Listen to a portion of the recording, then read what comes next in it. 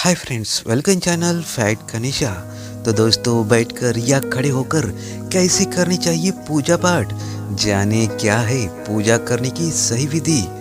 जी हाँ, पूजा पाठ करना भगवान के प्रति विश्वास और आस्था को दर्शाता है।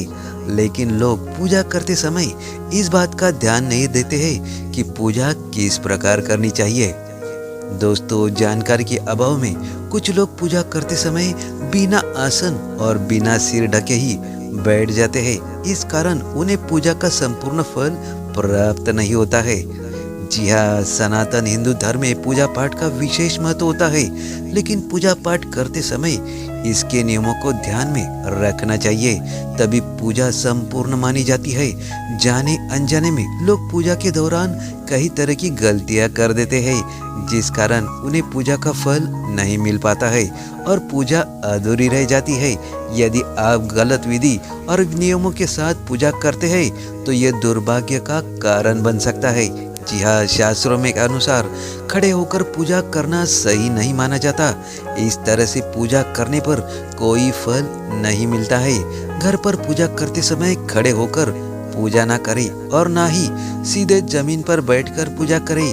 पूजा करने से हमेशा आसन बिछाए और आसन में बैठकर ही पूजा करें। जी हाँ दोस्तों, इसके साथ बिना सिर ढके की पूजा नहीं करनी चाहिए। स्त्री हो या पुरुष, पूजा करते समय हमेशा सिर को दुपट्टे या फिर रुमाल से ढकना चाहिए।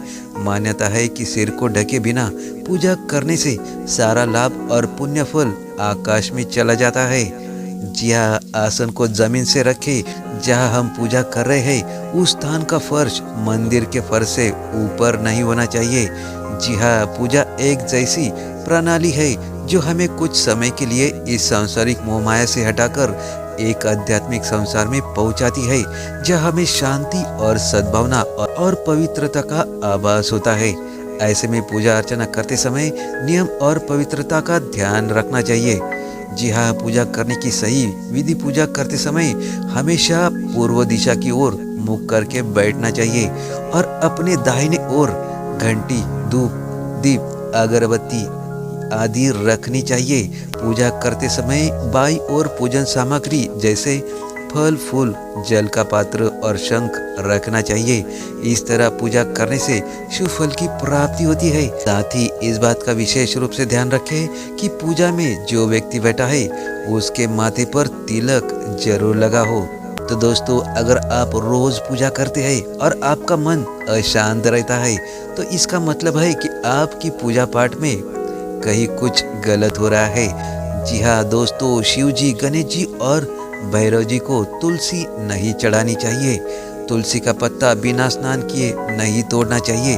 शास्त्र के अनुसार यदि कोई व्यक्ति बिना नहाए ही तुलसी के पत्तों को तोड़ता है तो पूजन में ऐसे पत्ते भगवान द्वारा स्वीकार नहीं किए जाते हैं। तुलसी के पत्तों को 11 दिनों तक बासी नहीं माना जाता। इसकी पत्तियों पर हर रोज जल छिड़ककर पुनः भगवान को अर्पित किया जा सकता है।